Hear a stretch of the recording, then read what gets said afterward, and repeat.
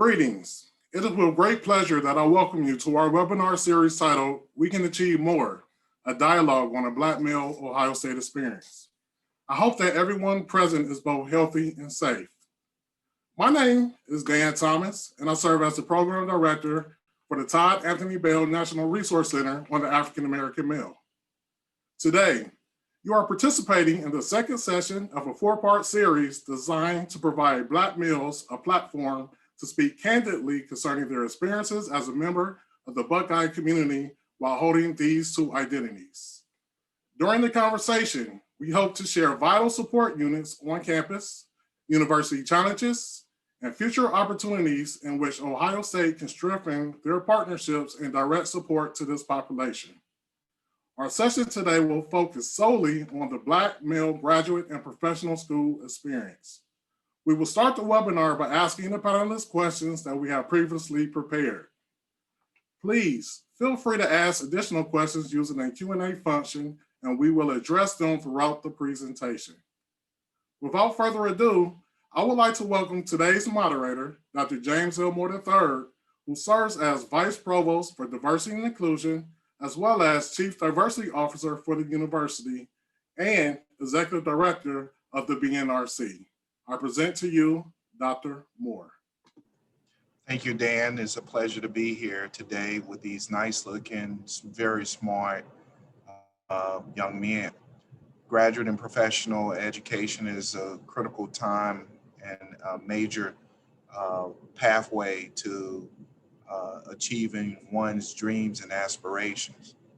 As you all know, that The Ohio State University has a storied history, rich tradition, helping people reach their dreams and aspirations, particularly at the graduate and professional school level. Right now, due to all this upheaval across the country, each and every institution around the country is beginning to look inward to see how we can enhance the experiences for not only undergraduate students, but also for graduate students. Today is going to be a great opportunity for us to learn about the experiences of African American males in graduate and professional school. In the early 80s and then the 1980s, Ohio State was seen as a leader for graduating African American graduate students. We literally dominated for a decade as being one of the top producers of African American graduate students. Over the years, somehow we have not reached that level of success. In fact, we only been declining over the years. So what better people to learn from than the people who are actually in graduate and professional school? First, we're gonna do a round robin. If you a round robin, tell us your name, what year you are in, and what's your discipline. We'll start with Jeff first. Good afternoon, everyone. My name is Jeff Green. I am a third year here, and I concentrate in cognitive and brain sciences within the speech and hearing sciences department. Thank you. Leroy. My name is Leroy Rixey, currently a third year law student here. Thank you. Ezekiel. Thank you all for having me. Ezekiel Peebles, and I'm a second year doctoral student in the counselor education program through the Ed Studies Department. Thank you. Devontae.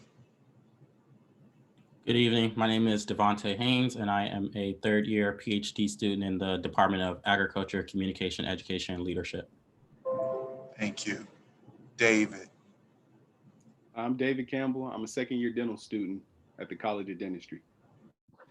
Thank you. Well, we're going to kick off this. What attracted you to OSU to pursue your graduate and professional degree? What attracted you to OSU to pursue your graduate or professional degree? Let's start with David. The first thing that attracted me was probably the affordability, it being my home school. The chance to have a world-class education, and some of the people that I met here were pretty were pretty cool. And also it was the only school that accepted me for dental school. So like I really had no choice, but yeah, mainly affordability and it being my home school. Thank you. Devontae. So for me, I did my undergrad here at Ohio State and also my master's. And so for me, it was a mentor that I had here and the support services that I received from the Office of Student Life and ODI back during my undergrad and master's degree that kept me here for my PhD. Ezekiel. Yeah, thank you. Similar to the panelists, I am also a two-time Buckeye. I attended OSU during my undergraduate days here in the late 90s. And then I went out into the field and did some work in counselor education, specifically private practice work. And when I began to search for what program would best represent me, ironically, the time that I began to apply, Ohio State's counselor education program was ranked #1. So that was a real big point for me to be accepted to the #1 program in the country for counselor education. The second was location. I thought about going down the road to Athens, but staying closer to home just made more sense. And so the reputation of this program was very prestigious one. So that's what really reeled me in. That and I was fully funded. Leroy. I think for me it's twofold. Similar to other panelists, I went here for undergrad, and so the support systems that I had in place was very encouraging. And I knew that in my next 3 years, I would be able to successfully earn my JD and go on to do the things that I wanted. I think as well, Ohio State's law school during the recruitment trail had a lot of Black administrators in the process. And that swayed me a lot, knowing that within the law school itself, I would have a family who would look out for me and again, ensure that I graduated within my 3 years. Jeff.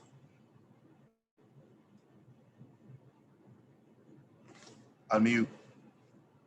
For me, it's the network at OSU. I also went here in my undergrad years, and I was able to see just how large the network were and the connections that I had made. I always say if there's not somebody directly here at OSU who can help you get what you're trying to get or go where you're trying to go, they know somebody who can. And that was really, really attractive to me. So I wanted to continue that with my graduate degree. Now, this is around Robin. I mean, and feel free, I won't be as directive. In what ways have your department welcomed you to its academic space and supported your academic and research aspirations?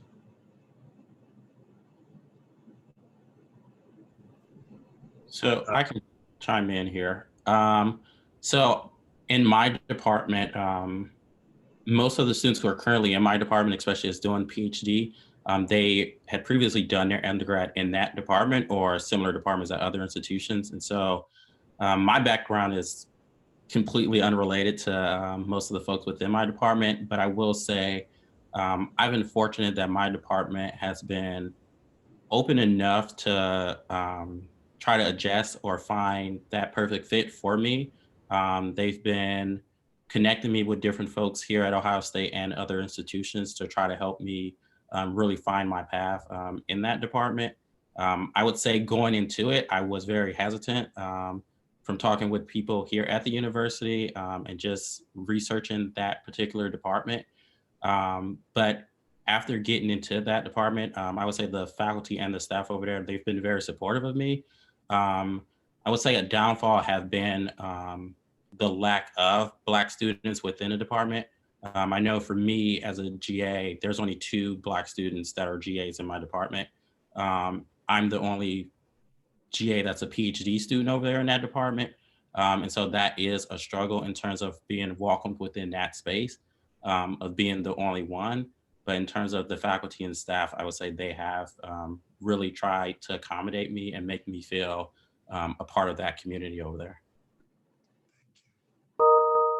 I would say for me, the law school does, so we have regular orientation for entry for 1Ls, and then the law school does, our Black Law Student Association does our own sort of BALSA pre-camp in which, they basically lay out, you're going to be the only one in some of your classes. Here's how to read a case. Here's how to brief a case.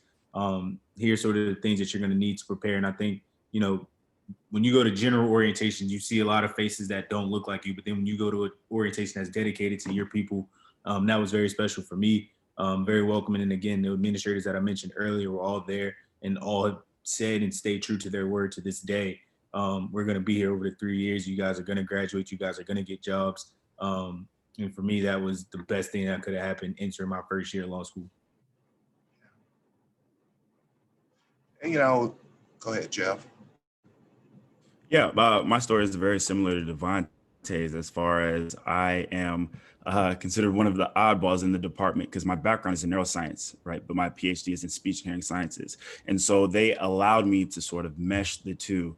I have a discipline, unlike a lot of people in my department, where I'm studying cognitive and brain sciences. So we purchased a neuroimaging machine, so I'm still able to do my neuroimaging studies, and I'm still able to pursue something that feeds me intellectually, even though the department really isn't focused on that.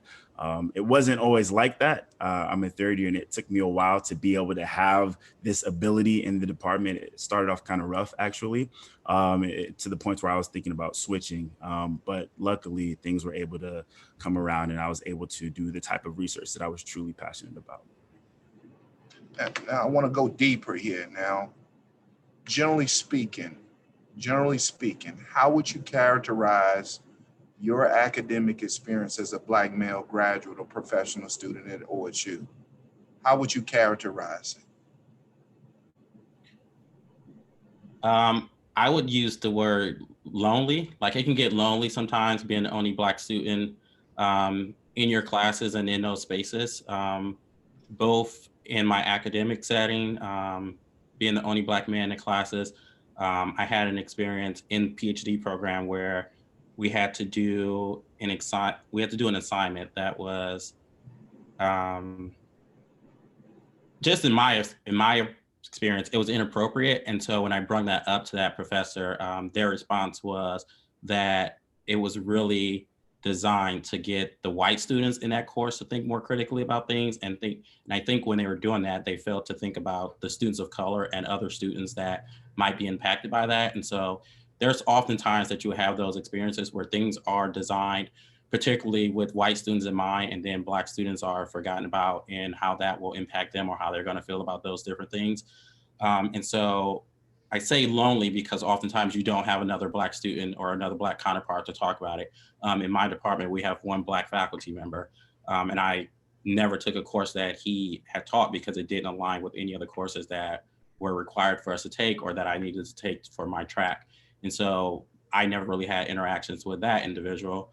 And then for me, honestly, if I did not go to Ohio State for undergrad and was able to build those connections that I have with Black students who are graduate and professional students and other programs here, this will be a very lonely journey. And so I'm lucky for that experience, having been here for undergrad, but one word that I would just use to describe it is lonely.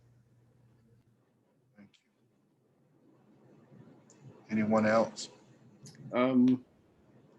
Lonely would probably be a way I would describe it, at least for the start of my academic track. But also, I felt like I was just trailblazing because I was the only Black male in my class. The only other one was, I think he was graduating when I was on my way in, so I rarely saw him, and I was the only one, in the class. But you get kind of sidetracked, or how could I better put it? It's a little disheartening to see when you walk down, and in my school, we have the Office of Admissions, and down this hallway corridor, you see all the past graduating classes, and it'll go all the way back to like 1908. And I look at those, and I'll see one lone African-American male, and then you keep looking, and you just see more Caucasian, more Caucasian, more Caucasian. Then you start to see more women. And then you finally start to see just a little bit, you'll see one of us sprinkled here and there.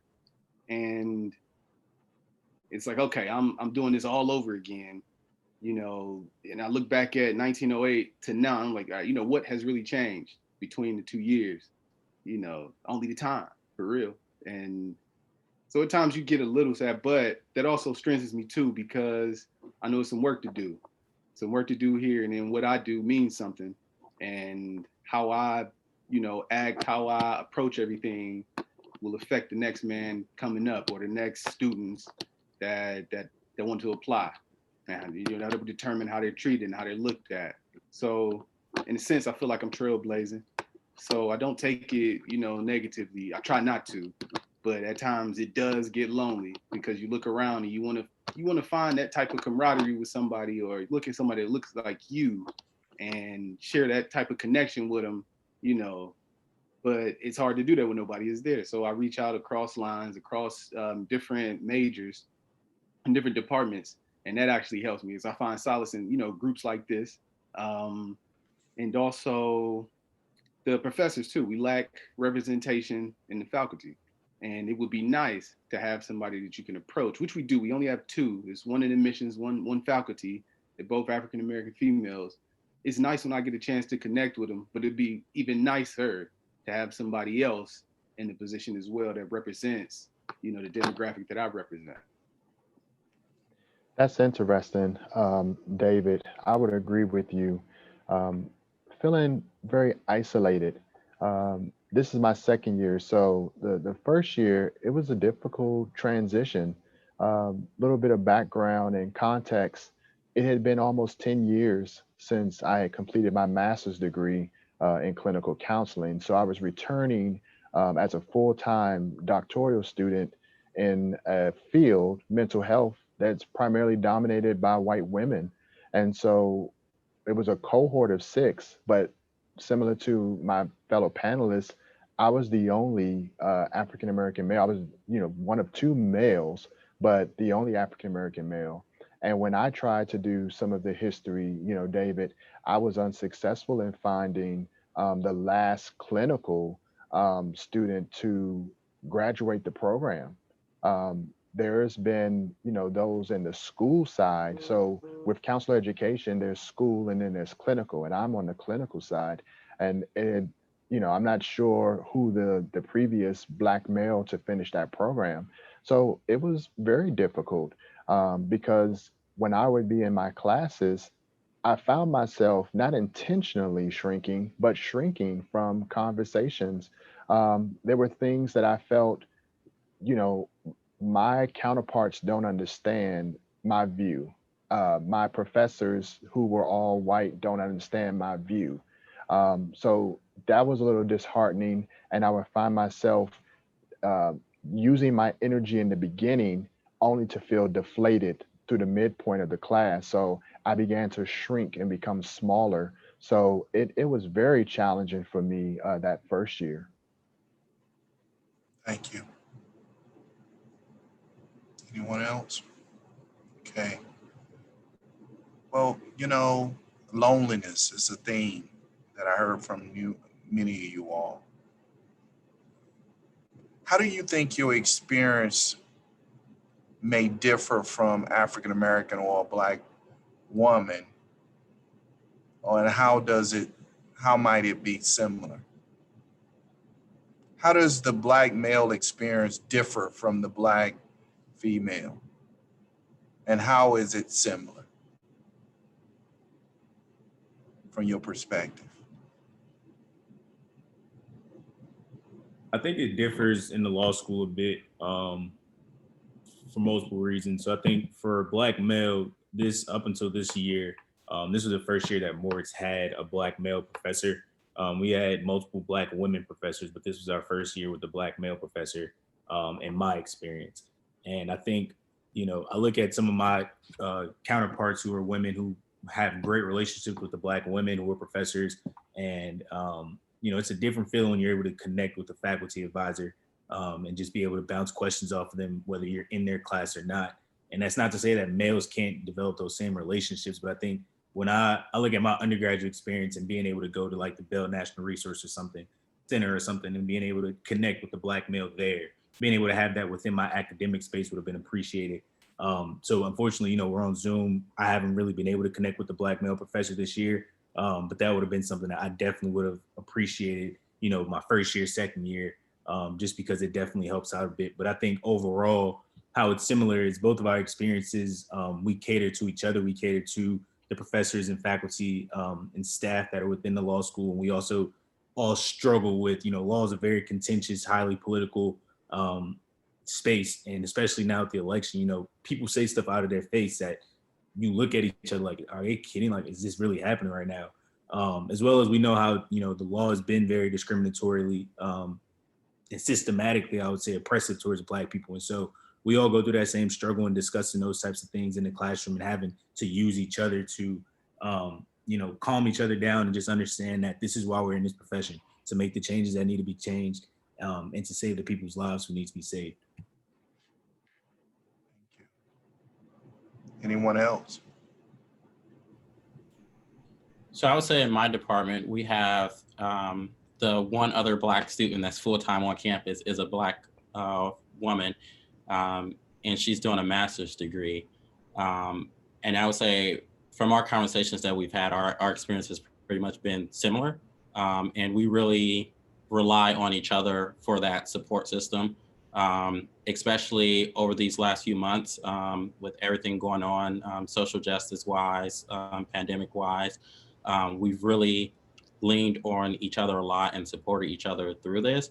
Because as Leroy just mentioned, sometimes you sit in class and you just hear people say things and you're just shocked. Or as over the last few months, a lot of these things are occurring on discussion boards. And so there's that missing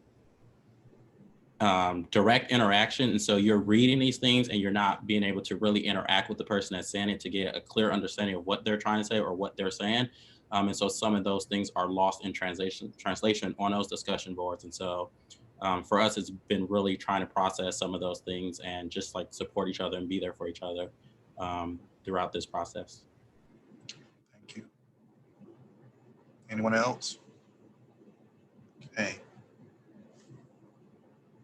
You highlighted a number of things, and I want to be as much candor as you can present to the group and we encourage those who are out there listening, feel free to submit your questions through the Q&A function. I want to ask you, and I want you to kind of sit back and pause. I want to ask you this question. Have you ever felt intimidated, threatened, slighted, or targeted for being a Black male from your perspective while on campus or off campus? And if so, please explain.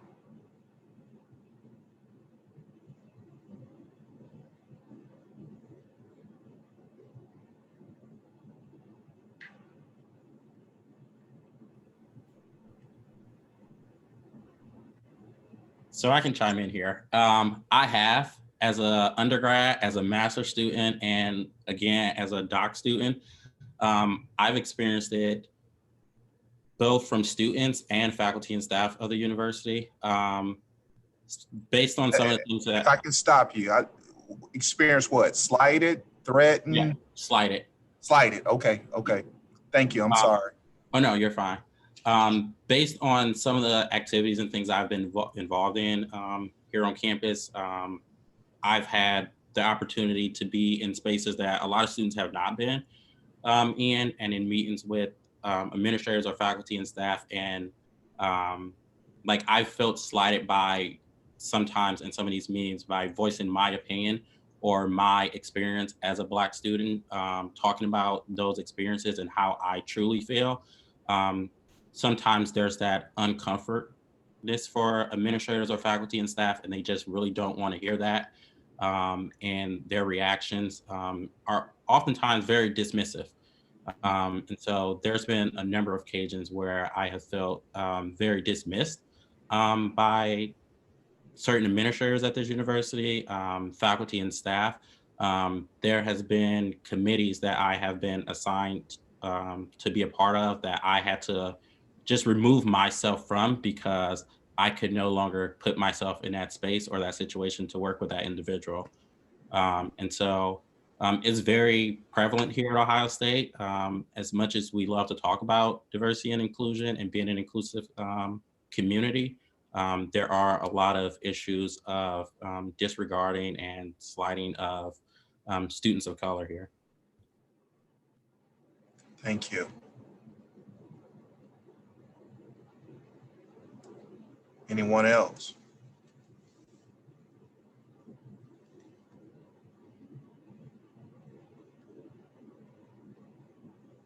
Okay, I don't know if I haven't been intimidated or threatened. Um, but as far as slighted, could you define slighted for me? What do you mean by slighted? Well, dismissive, um, people, your sense of humanity has not been affirmed, not acknowledged or Okay. recognized, or Okay. your contributions or your intellectual acumen is not affirmed.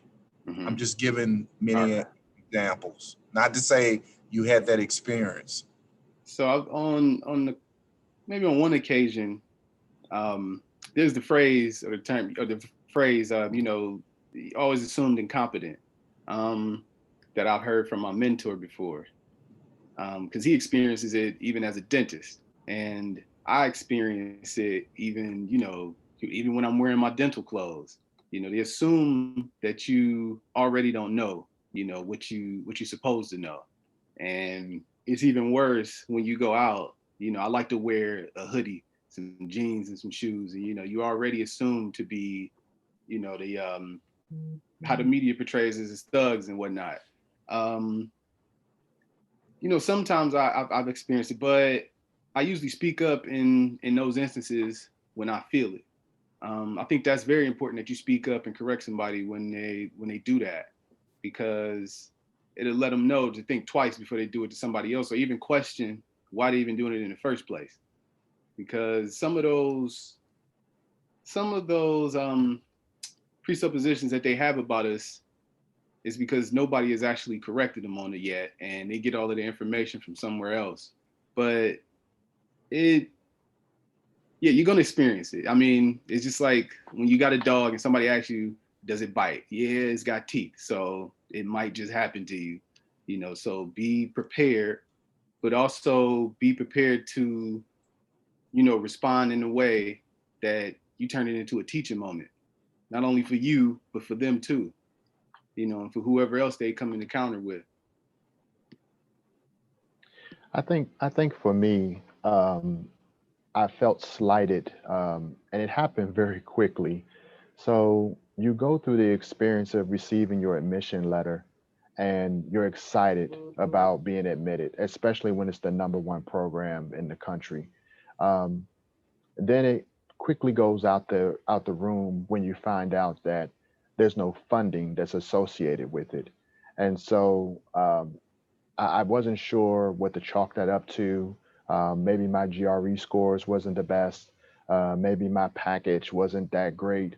And I'll tell you, fellas, for me, it became real when I got on campus and you begin to meet your cohort. And within my cohort, it was people of color. It was myself and a woman from South Korea. So we were the only ones in my cohort. A year ahead of me or so is an Indian student who's male. But you get to talking and learning more about, the students within your department. And call it a coincidence if you want. But I remember advocating for myself about the funding. And, I was told, you just have to be smart about this. If you don't get the funding, you may have to go elsewhere. And I'm like, first you're telling me you're over the moon on me and you admit me, but now where's the funding? That feels a little bit counterfeit to me. But when I talk with the other students of color, none of them are funded through the department. And that becomes a problem when all of your Caucasian students are funded through the department and none of your students of color are not. My funding comes from Student Life, so I'm not funded through my own department. But it's just I felt slighted the more I kept talking with certain professors about this and my other students of color. So I would say that's the example that I would use. Thank you. Well, this is a question that came from the audience. Excuse me. Please give specific actions OSU can and should take to make our campus more inclusive. What specific actions or recommendations you would make to help make our campus more inclusive? And I want you to not just speak generally. I want you to make recommendations specifically based on your academic situation. I can speak on this. So within the speech and hearing sciences department, there is a lot of clinical work. I'm on the research side, so I don't do it, but I have friends who do the clinical work. And so this can go with any department who sees patients or works with other human beings. There is a lack of cultural competency training when it comes to clinical work, dealing with people who don't look like you or don't sound like you or don't come from your same walk of life or background, and therefore making erroneous assumptions about them or misdiagnosing them. There is a strong need for that on campus. I know in our department, but as well as other departments. And I think that would be one great step in making it more inclusive. So Jeff, I want to come back. I want to come back with the follow-up because now I think everything is getting really, you all warming up. What, based on those insights and recommendations you made to this group, do you think the faculty and staff or the academic community in which you're pursuing your degree, they would make those same recommendations? Why not? No, they wouldn't make the same recommendations because they don't see the need for it. They actually didn't know that there was a need for it until myself, as well as some other students in my graduate program, came to them and said, this is what we need to do. You know, and of course, like I said, I didn't know about it because I didn't work in the clinical setting, but I had friends who did, and they were telling me about their experiences. I'm like, this isn't okay. You know, if we're trying to create, young professionals who are excelling in their job, they need to truly be that, you know, with anybody who they're seeing, not just people who look like them. So no, our department didn't see a need for it. They didn't see anything wrong with it until we told them what was going on. And we gave them specific examples and encounters that some of our graduate students have had with patients and why that needs to be rectified. And so you went to the leadership and you shared your concerns, and they did what? They listened. We set up a Zoom call and we listed out all of our concerns and why they needed to be done. And yes, they did just that. They listened and they said they stated their intentions on what they're going to do about it. We have yet to see anything be done. We have yet to see any tangible evidence of actions being taken. So that is where we're at right now. And it's sort of like a back and forth. We're actually reaching to other departments in the university to see if they can give us some backup with this, because it's something that needs to change today. And right now it's not looking like it. Wow, thank you. Thank you so much. Anyone else? Yeah, I would agree with Jeff. Cultural competency training is very needed, especially inside of our clinics where I'm at and in the dental school. Also, implicit bias training would also help the students when they come to interact with actually other students and patients in the clinics. There's a big disconnect when you see, first of all, like I'm in school with a majority Caucasian classmates, and for some of them, this is their first interaction with somebody of color. So it's a cultural shock for them. And it's weird that I have to like tell you how to treat me or somebody that looks like me when you kind of should have got that at home, you know, or you could have got that out in the world. But I think that's very important. Currently, you know, after the murder of George Floyd, I want to say maybe a couple weeks after that, the school reached out to me and asked if I needed any help. So I responded with a letter. telling you, really, I'm okay right now. What you should be doing is reaching out to the community that's around here and to the communities of people that look like me and kind of help them so they can avoid things like this or at least pull themselves up. Also, I got together with a group of students and we wrote an even bigger letter listing out the action items and the action plans for the school to actually take. And we sent it to the dean, assistant dean, and even CC, the president of the United States, OSU. And we got a response, and we've been meeting monthly now and working on knocking down some of those action items. We meet with the dean, the faculty and staff, and a few other students as well. And the faculty is behind it, but there's some little nuances where I've noticed where faculty doesn't speak up as much. So I probably should be careful with what I say right now, but it's a lot of other things that's at play that I really don't know about. So the process I can see is moving a little slow.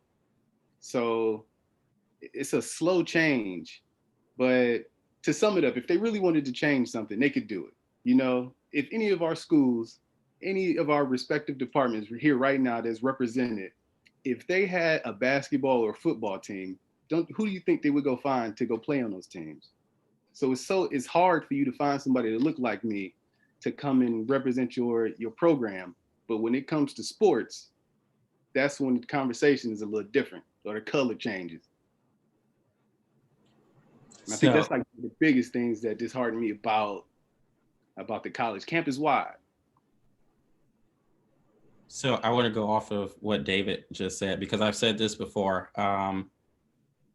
Ohio State needs to get to a point where they appreciate, support, and care for their Black students as much as they appreciate, support, and care for their Black student athletes.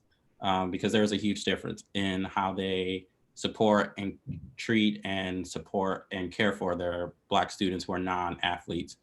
But for me, it's also interesting because at one point in time, Ohio State was the #1 producer of Black PhDs. Right now, Ohio State faith in Black PhDs is actually sad how many students are here doing a PhD that are students of color. And so things that they can do to be more inclusive is creating those pipelines for our undergraduate students to get into some of these master's and PhD and EDD or other doctoral programs here at the university. I've had many of conversations with many of folks, and you sit in meetings with these administrators and these faculties and staff, and they eat these things up. They talk about how happy they are, and then you see no action. Since undergrad, I've been at Ohio State for 8 years now. There's been many of task force formed and many of task force dissolved, and there's still been no action. We're still having the same conversations in 2020 that we were having in 2012 when I got on this campus. And so people are actually tired of having those same conversations. People are tired of being on those task forces, and then we're getting nothing done. Because I sat in a task force years ago and I sat in one again this year, and we literally discussed the same thing. There's been multiple times this year where I just went back and downloaded an email thread and forwarded it to the people that were leading this task force and showing them, like, we've discussed this. Like, people want to see action. We're tired of just discussing these things over and over again because it's exhausting. And so creating those pipelines for undergraduate students, giving Black students, graduate and undergraduate, more resources to be successful. But then there's also this idea and this thing that it feels like every time an issue or a problem come up that involves race or anything with students of color or minority students, the university is typically quiet. But when it involves any other community or any other inequality, the university is quick to respond. They're sending out emails, they're putting out tweets and social media, but when it revolves around Black students, we're quiet, or it takes at least 5 weeks to get something out because it has to go through 50 chains of communications before they can say something to show that they really support their Black students. And so things like that is just really exhausting. It's exhausting to tell administrators when they should be putting out things. And so I think really improving some of those things is what's really going to help make Ohio State more inclusive. Well, I really appreciate that candor, and I don't want to just but I want to go a little deeper. And, oftentimes, I hear people say Ohio State, and I'm always wondering, who are we talking about when we say Ohio State? It's almost like, and I see faculty do it, I see students do it, I see staff do it. Give Ohio State a face. Who are we talking about? Number one, before you talk, number two, you use the analogy around student athletes and taking care of student athletes, right? What makes you think, from your perspective, that the university goes to great lengths to take care of student athletes versus non-student athletes? So for me, I've sat on athletic Well, Black student athletes, I'm sorry. So I've sat on athletic council for 2 years. And one of the subcommittees I sit on for athletic council is the student athlete academic council. I forget the exact name of it. And so when they talk about all the resources and things that they have in place and the mechanism they have in place to make sure that student athletes are supported and have these different resources, sometimes it's just astonishing, because when non-student athletes are requesting or needing these same supports, the resources are not always there, or it's always this crazy thing that we come back to at the university of the financial issue. There's always a financial barrier to support some of these issues. And then you see some of the other things that we're putting resources to. And so when I'm saying Ohio State, oftentimes I am talking about upper administration, because I do want to be clear that not all divisions of the university is that way. For instance, I would say the College of Social Work, out of all the colleges I've been enrolled in, I've been enrolled in 3 colleges. I've had 3 deans here. The dean over in the College of Social Work is probably one of the best deans that we have at this university. The College of Social Work is very proactive in really showing their support and being an inclusive college on this campus. And so I don't want to say that the whole university is having this problem, but there are a lot of areas that are having these issues. Thank you so much. If I could piggyback off what Devontae is saying, I think from my perspective at least, you think about athletes, particularly football and basketball, being the breadwinners for Ohio State, right? Like that's when we as students know Ohio State as an academic institution, but you look at the greater Columbus community, they know Ohio State is a fan. Like you would think Ohio State's like a professional team or something. And so Ohio State has to take care of their athletes. And I think similar to what Devontae said, when it comes to the students, there's always the excuse of, we don't have the resources available, the finances aren't there, et cetera, et cetera. But it's just like, Ohio State breaks their back forward and back for their athletes. You can do that same thing for your students. As well as I just think there's, when you ask who is the Ohio State that we're referencing, there's obviously the upper administration. So there's the board, there's, president's position, but there's also these departments who, tout themselves on catering to the student experience, particularly student life in some aspects, in which they fall short. Some students, like student life caters to the student experience to a certain extent. And I think that's oftentimes why when these, outcries happen, at least during my undergrad years, when different protests and things were happening, Dr. J's office was always being attacked, because student life, we're looking to you to make that student life experience. We want the extraordinary student life experience for students, but let's do that for our Black students as well. And so that was just, touting back on what Devontae was saying. Appreciate that. Yeah, I also see the difference. Go ahead. I take a drive down Olentangy like almost every other day, and you go and you look at the big facilities that they have for them. The brand new facilities have been built on the backs of a lot of these African-American athletes that have come before the current ones. They have it, so it's like a campus in its own where they, you really don't have to leave. They spare no expense to support them and make sure that they're doing well so they can keep up, keep running that ball or pushing the ball. Even on that side of it, because I'm a former college athlete, I played basketball. The things they do for them or to them is a little unnerving as well, because when you talk to some of them, and I've questioned a few of them about, how many, have you seen anybody from like the med school, any grad schools come over and talk to you? And a lot of them like, yeah, a few of them, but, I've expressed interest in this field, But then my coach looked at me and said, "Are you smart enough to do that?" So there's it's on both sides, man. They go to great lengths to get the guys and keep them on the field, but they don't do enough to cultivate them, mentally, and to prepare them for the world. Because, if I hadn't had to talk with my dad and went to shadow my dentist, I'd probably still be trying to play basketball somewhere had I not broke my leg. And I didn't. What if if I didn't have a backup plan, then what would I have done? When I mentioned OSU, yeah, I'm definitely with Devontae. I think, yeah, the administration, the ones that actually have control and power to actually do something. Because like I said before, if you really wanted to do something about the diversity, equity, and inclusion, you could do something just like that, just as fast as you go and show up in the hood to go get one of my people to come play on your football team or to come play on your basketball team. You could do something about it, but you choose not to. Well, I know time is rapidly going by, but I would like for everyone to respond succinctly because we want to be sensitive to everyone's time. And this is a counseling question. I'm sure Ezekiel, we call this the miracle question. And I'm sure he remembers the miracle question. So the miracle question, if you had a magic wand and you could change and change the representation or increase the representation for Black males as well as their success at the institution, what would be in place for these Black males? What kind of support?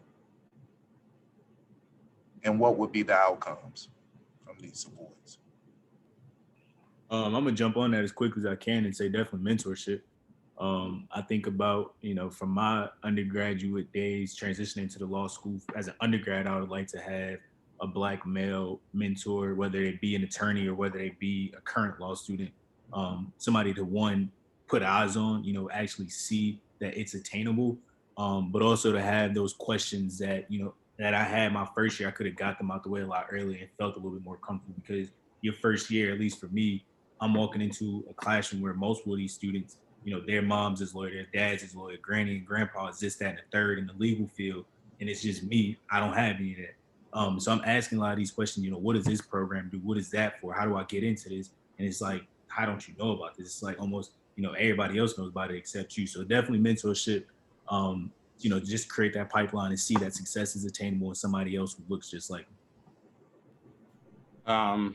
I will echo what Leroy said and say mentorship, but I'll also add, again, creating that pipeline and creating that pipeline early, undergrad, because oftentimes it's a little bit too late to wait until you're in that master's or that PhD program to try to give you all those resources. You need that mentorship and you need that understanding of the climate of graduate and professional school before you get there. And that's kind of something that we really lack here at Ohio State. Even me having been here for undergrad and going straight through, I really had no clue what I was getting myself into when I entered my master's program. And then when I came here for the PhD, again, it was like I had no idea. And so I find myself oftentimes in spaces doing things where I'm learning on the fly. As I just went through candidacy, I had no idea what I was getting myself into. I had no idea what I was doing. And so if we have those programs and those mentorships available for students early on, I think is going to have a great deal of success on their future outcomes.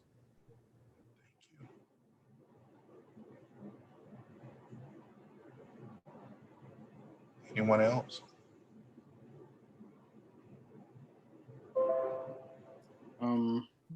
Yeah, I guess mentorship. Yeah, that's another one. I would definitely piggyback on that one. The pipeline as well, but also more faculty representation while I'm actually matriculating. That would actually help me a lot more, and more community outreach. I mean, in recruiting, if I had seen more, more representation from the dental school, in my community, maybe I would have considered it a lot more earlier.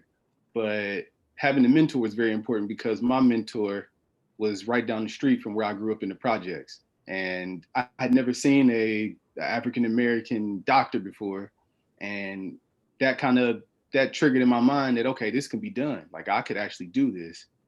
And having that mentorship and having an actual pipeline to my community or wherever I went to school, that would have just been so much more helpful. I was a part of after shadowing my dentist, I was a part of the Robert Wood Johnson Foundation, which had a pipeline to dental school or to medical school, professional school. And that changed my mind so much because I did it out at Howard University, and I'm surrounded by all these African Americans. And it just blew my mind because, like I said, I grew up in the projects and I seen a lot of very disheartening things. And I had kind of lost hope until I went there and, started talking and shadowing with my mentor. So the mentorship is very important, and the exposure, to these programs really helps because it changes a child's mind when you see something that you once thought was kind of unattainable. Let me jump in there real quick. Can you guys hear me all right? I mentioned earlier about, that it was counterfeit without the funding. We need to shore that up.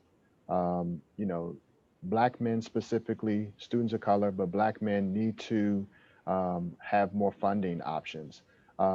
It becomes this thing where there's a wink and a shake of those that are in power to say, okay, I'm going to get you funding.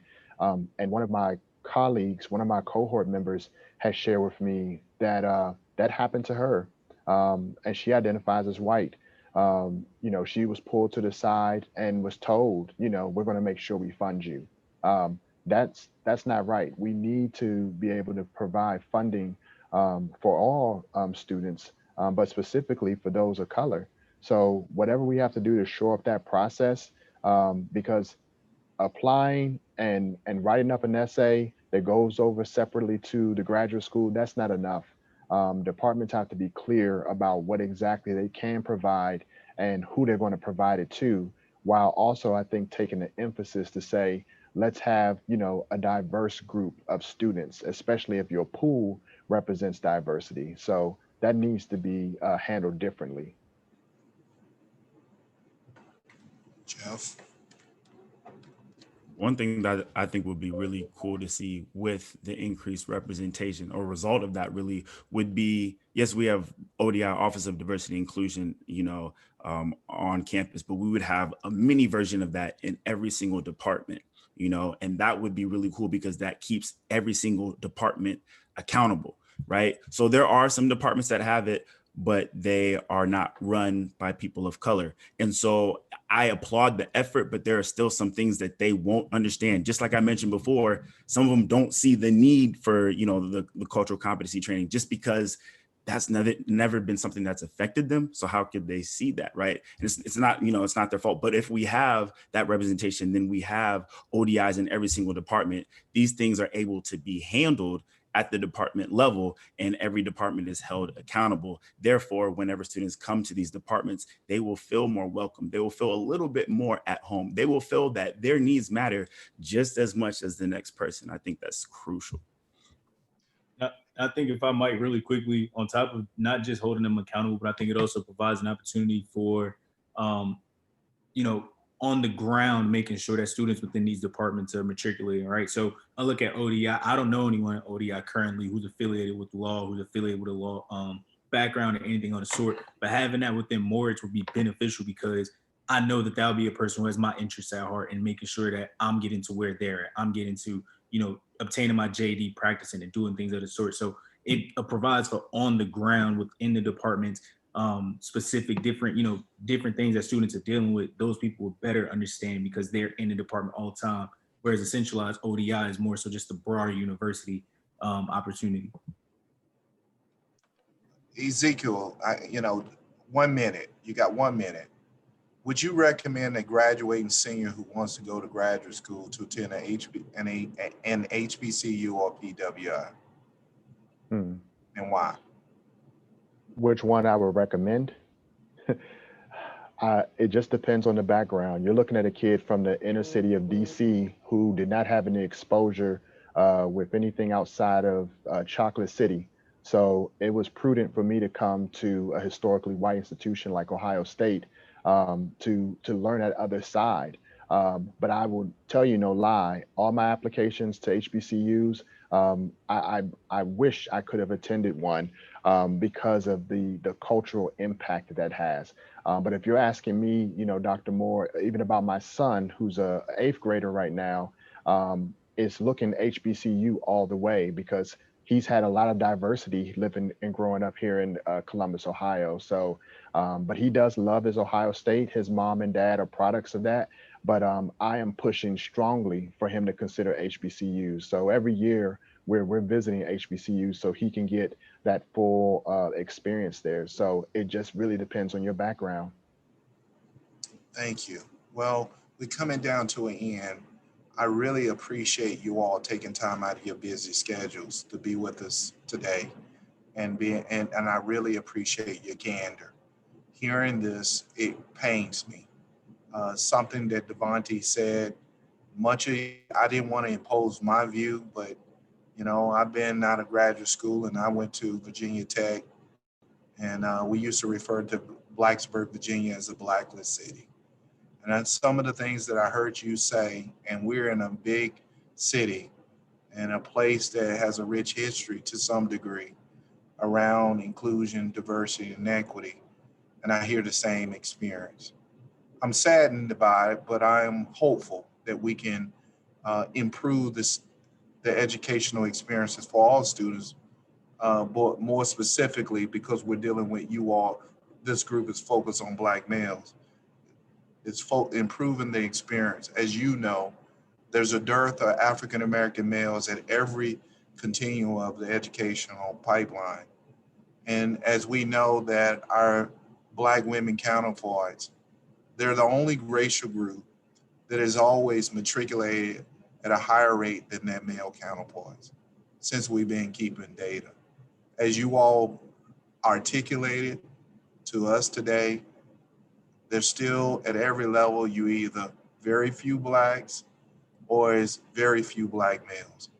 I didn't know it until I got in this position, but I knew because I graduated PhD students frequently. And when I would look in the PhD line, it was rare that I even went, maybe one or two, depending on the graduation. Sometimes I didn't see any Black males that graduated with their PhD. Each and every one of you all represent the future. And I'm hopeful because we have individuals, fine, educated, wonderful people like yourself to help us create a groundswell. I thank you for your time, and please always know if anything I can do, please never hesitate to reach out because your future is my future. Good night.